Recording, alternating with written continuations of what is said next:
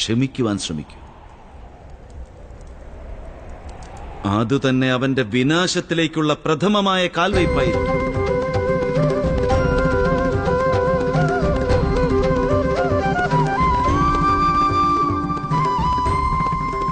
പിന്നീട് ഈ ജഗത്തിലുള്ള ദുര്യോധനനെ പോലെയുള്ള ദുഷ്ടന്മാരെ ആകമാനം വിനാശം ചെയ്യുവാനുള്ള ഉപായമാണ് അന്വേഷിക്കേണ്ടത്. നമുക്ക് വേണ്ടി മാത്രമല്ല സഖി, പ്രപഞ്ചത്തിന്റെ നന്മയ്ക്ക് വേണ്ടി.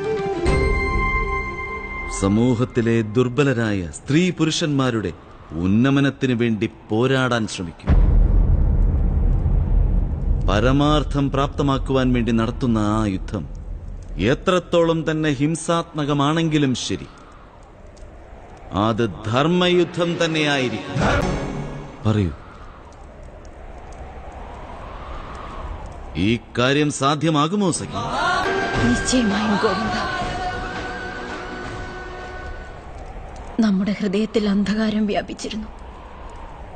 അങ്ങ് അവിടെ ജ്ഞാനദീപം തെളിയിച്ചിരിക്കുകയാണ്.